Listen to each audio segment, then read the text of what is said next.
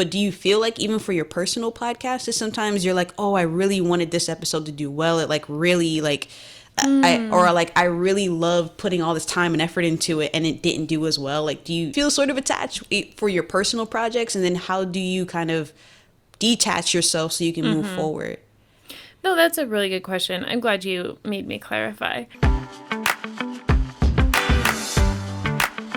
Welcome to this episode of Think Like a Producer.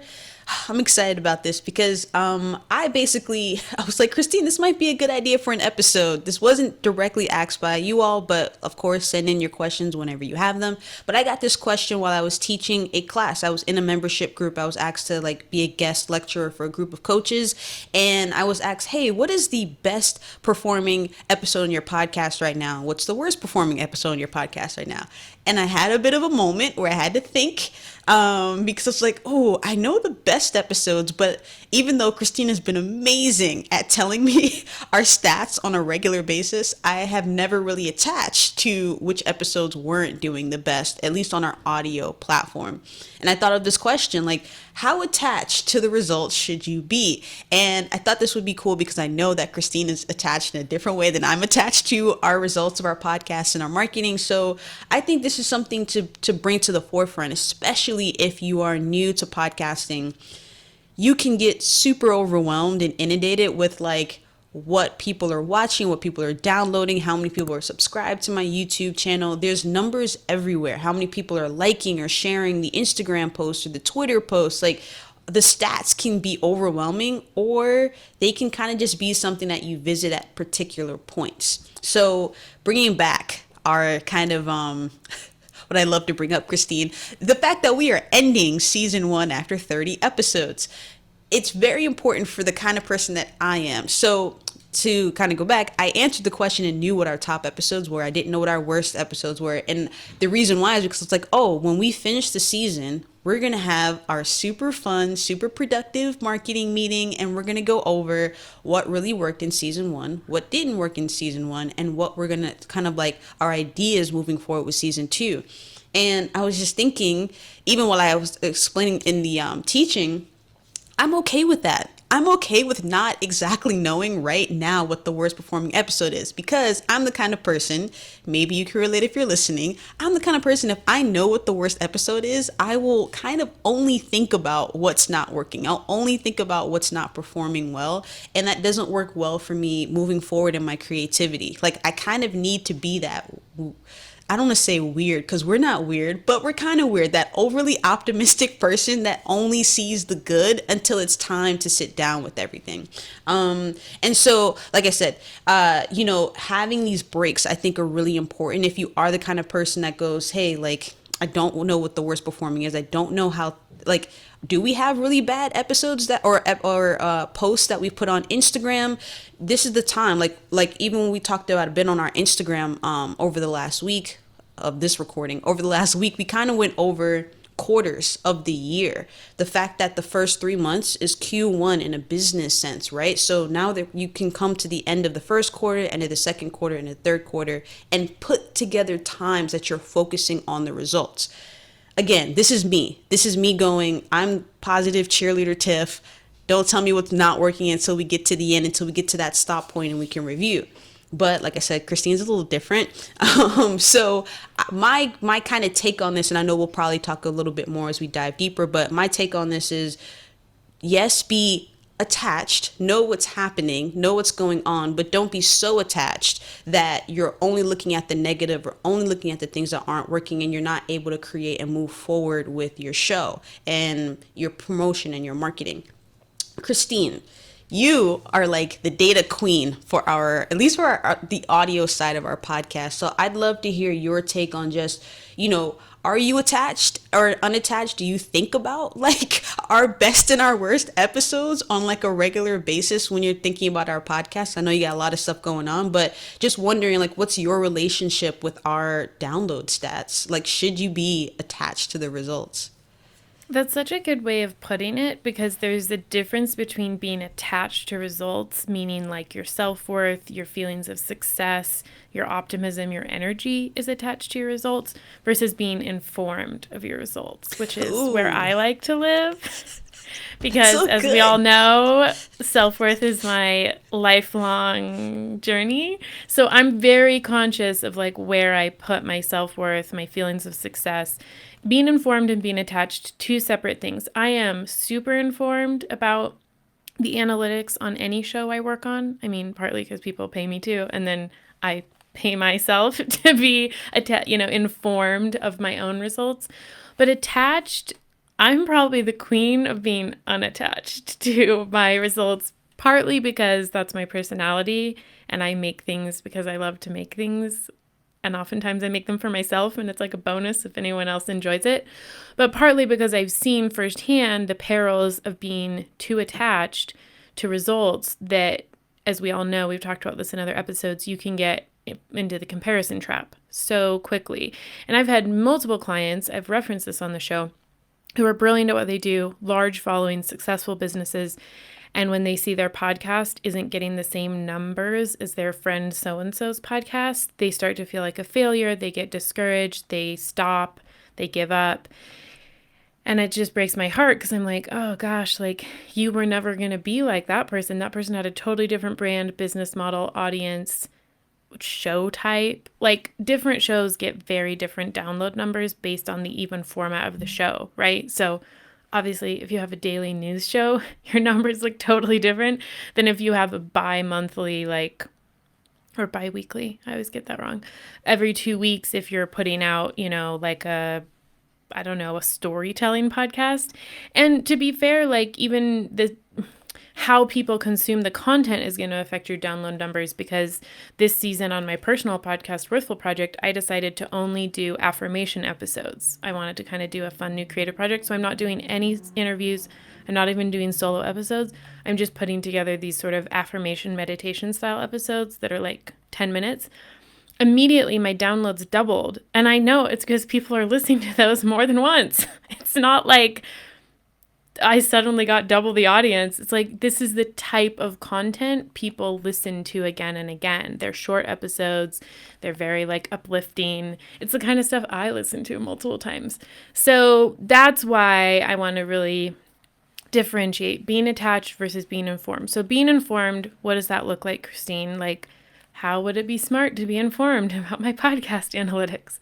Well, no matter who you host your podcast with, hosting service, right? We've covered this. Might be Libsyn or Anchor or Simplecast or Acast or 20 other, Blueberry, Podbean. Okay, Buzzsprout. Okay, I'll stop there.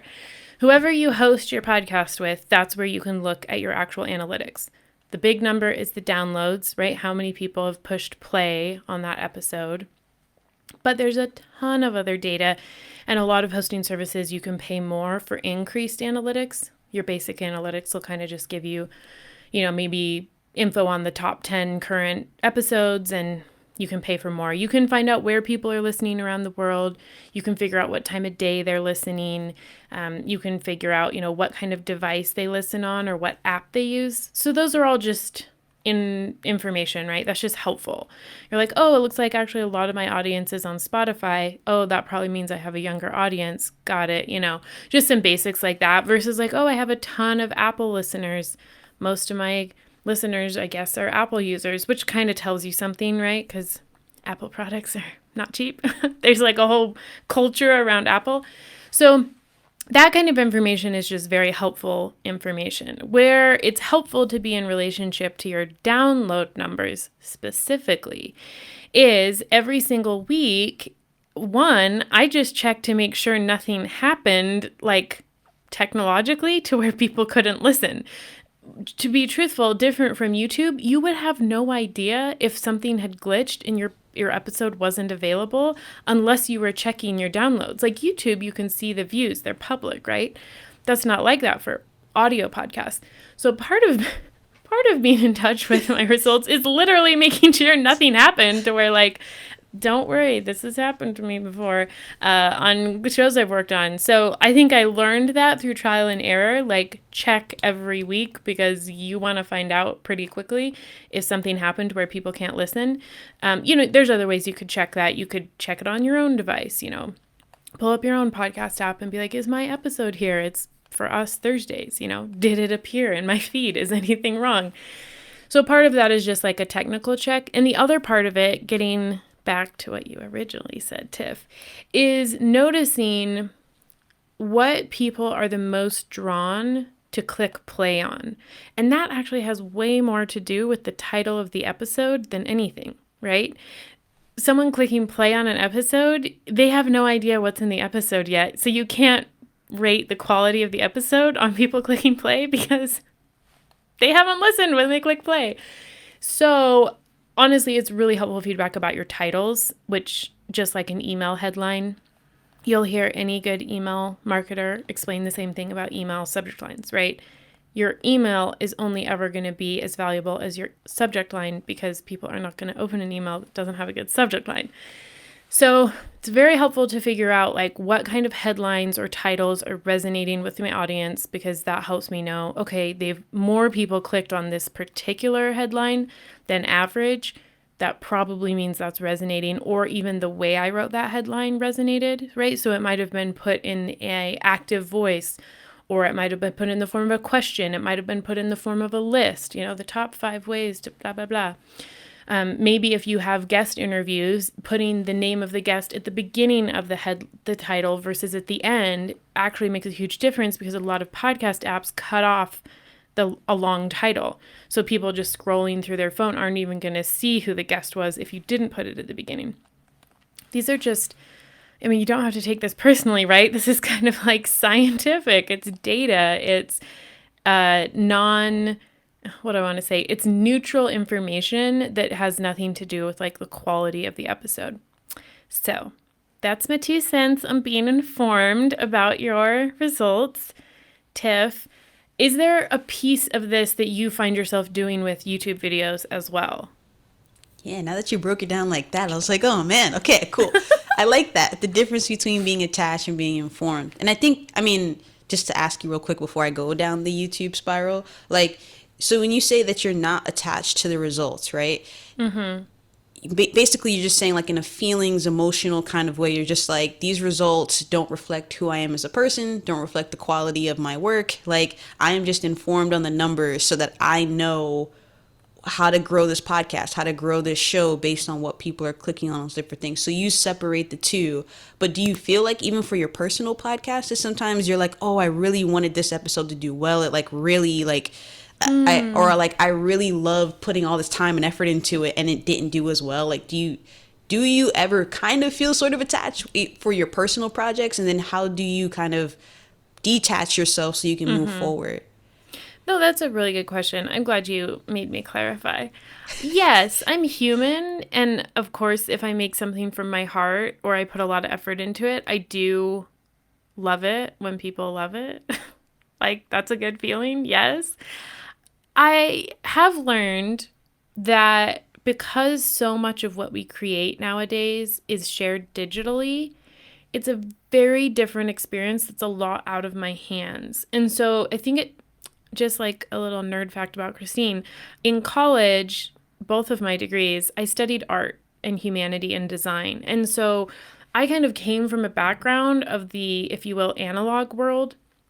Like all of my college time was, studying like ancient art and civilizations. And so I always bring that to any project where I'm creating, because my background, kind of how I came up, was all analog.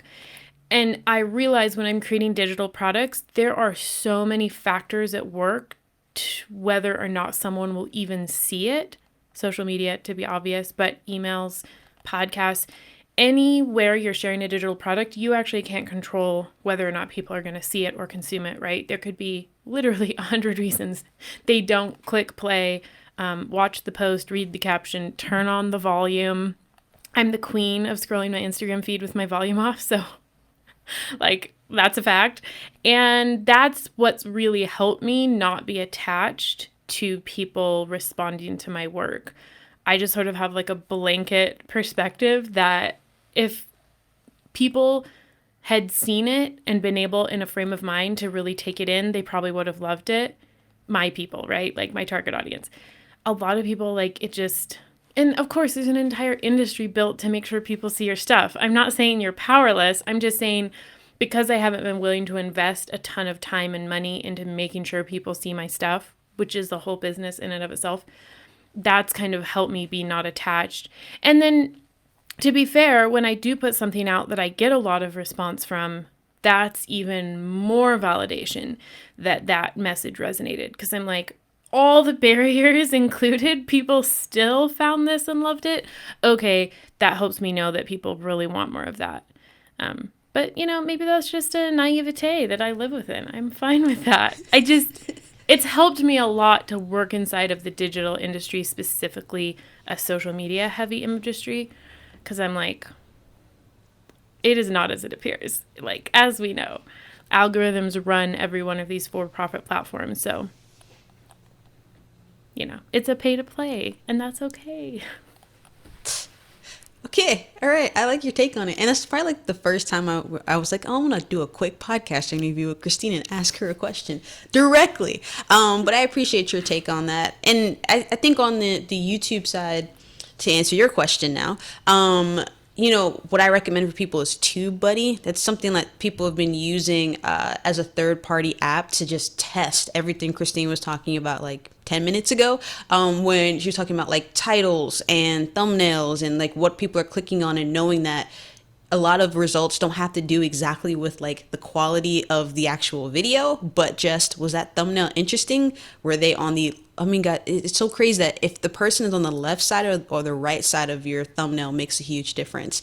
How big the text is makes a huge difference. If it's, just 3 words compared to like 10 words, can you read it? Is it a very distracting background? Like, so much just goes into like the simplification, but really thinking about thumbnails.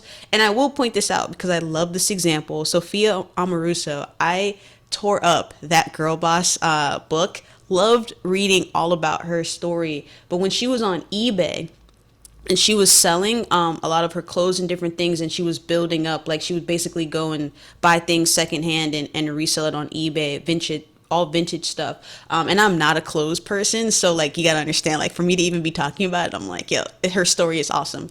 But what she would do is that she would really focus on the images, and what she was doing, like the photography was so important to her, more so sometimes I think than the clothes, not throwing off the quality of what she did. But what she would do is she would literally like zoom out as far as she could and make the image really small on her computer and see if she could still see what she was trying to see. Did it pop? If it was a really tiny image, like maybe people were on their phone or they were on a smaller computer at that time, like, can you see it? Does it stand out from every other thing that's on that page?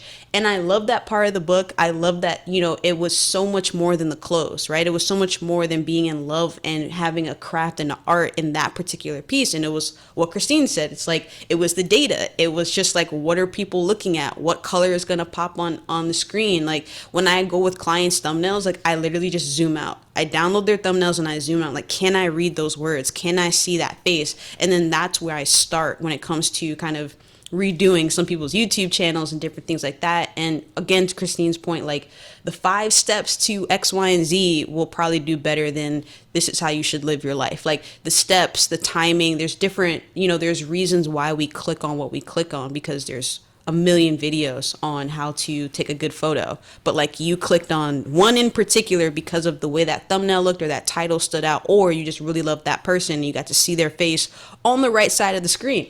So yes, I think there are like so many ways that we can be informed on what's working online, on what people are going to click on, and the results are probably going to be based on more of like how you're able to get people's attention. But, I do sometimes I think this is great for me, probably, Christine, like as a personal check-in, because I get so into our episodes when I'm recording or when I'm editing them, and like, how do the slides come up? Did you blink like when the slide came up? Is that distracting? Like I get so much into the episode, and I think there's room for both. I think there's room for you to be kind of like really attached, not super attached where you don't move forward, but attached to the creative process and what you're doing, and kind of like loving that piece. But then you can be informed on what is really going to get in front of the most people. Because another question I got during this conversation, Christine, they were like, how do you become a top influencer? And I was just like, oh, I disliked the question, but I was just like, why do you want to be an influencer? Right. Like, what does that word mean to you, right? It's like, how do you become a celebrity? I think sometimes when people ask that question. And I have to tell you, like, I don't think any top influencers currently at this point of recording were thinking, I really want to be a top influencer. Like, I don't think that popped in their head. I think they were like, in order for me to get a lot of attention or to grow a big audience, I have to serve the most people. I have to like make sure that people want to click on this. My sales page has to look right. Like, what I'm saying in these videos or these free things that I'm offering has to be right. I think they're not so focused on the title and they're focused on the impact. So like I said, I like what Christine said, the attachment versus the information. Like, are you attached to being ranked as a top influencer, or are you just informed on like, oh, this is what's working for these people who have a certain amount of followers, and now this is what I can possibly work on or do better to make the impact of what this show is supposed to be in the first place. But that was an interesting You question. said it. I was just like, ooh, don't ask I'm me just that. going to add a little on that because we could obviously talk about this forever. This is, where Tiff and I have been living for the last 7 years. I heard a podcast yesterday, an episode I was editing for a client, and the guest was a very successful podcaster. She has a social media agency, and it had all kind of come about in the last year during COVID when her father had been dying of COVID.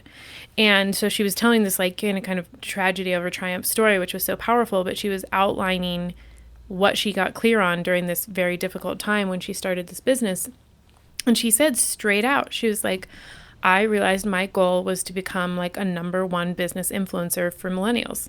And so she is completely committed, completely driven. Everything is focused on it. All of the strategies she shared, what she's done on her podcast, on LinkedIn, on Instagram, on email, on Clubhouse, on TikTok, like completely focused on building that kind of an impact and brand.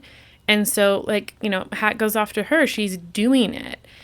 Of course, it's going to take a while to get to that level, but she's, running a huge company now and has all these clients, and like she's so clear about where she's headed.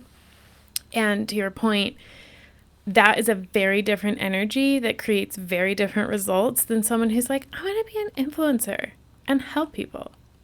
And then like, that's all. So not to like go down the rabbit hole here, but I do think it's helpful when you're looking at your results, a way to have a healthy relationship with them is to be really honest with yourself about your goals. Like, are you actually trying to be a top level influencer at the status of like Gary Vaynerchuk, or do you just want to create some great stuff and make some money? Because you'll get different results. And the people who are getting crazy results likely either are so deeply committed, they're doing stuff you would never be willing to do. Not unethical, just like insane amounts of like workload and time, and they have like teams and they're just doing stuff you would never do. Or they have something really extraordinary that they're offering. I mean, we know who these people are, just like the people we all look up to, Oprah's Super Soul 100. You're like, clearly you have a gift.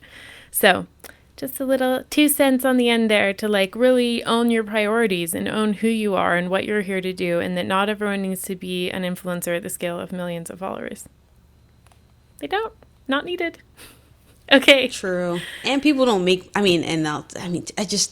wish, I know it's like too personal or whatever, but if people knew how much people were making who don't have hundreds of thousands of followers, I think it would be interesting. Like the people who I've met who do really well in video production, and they've got less than 10K followers, but they have made a living and have an entire team working on video production. It's like sometimes they'll get leads through Instagram, but it's not like they have to have 200K to be making 200K, you know what I mean, Yeah. in a year, or 250K in a year. So yeah, I think it's going to be like the conversation that will never end. Like, you know what I mean? Quite like how literally. many I followers was like, you have. oh, I just thought of something else I could share. No, let's wrap it up, you guys. If you loved this episode and you like what Tiff and I were going into, tell us.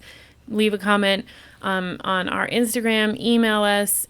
Let us know. We have endless stories we can tell about our time working with these people and what we've learned. But we'll wrap it up for today. This is hopefully giving you some light into the value of being informed versus attached to your results, how important it is to be informed with your results, and how to kind of find a healthy balance there. So thank you so much for listening and watching. Of course, subscribe to the show on Apple Podcasts or Spotify or any of the many beautiful podcast platforms. Acast has a really great app that I've recently been using. You can get it on any kind of device. If you would leave us a review of the show on Apple Podcasts, it would mean so much to us. That just adds so much social proof so that other people are like, oh, this show is the real deal. People actually get value from listening. And of course, subscribe to the YouTube channel. It's amazing. Tiff, it's really a mini masterclass in creating a YouTube channel from scratch. If nothing else, watch what we're doing to just take tips, because Tiff is a professional and she's the one running the YouTube channel. But we will see you very soon on the next episode of Think Like a Producer. Check out this next episode where we talk about the 3 misconceptions about starting a podcast.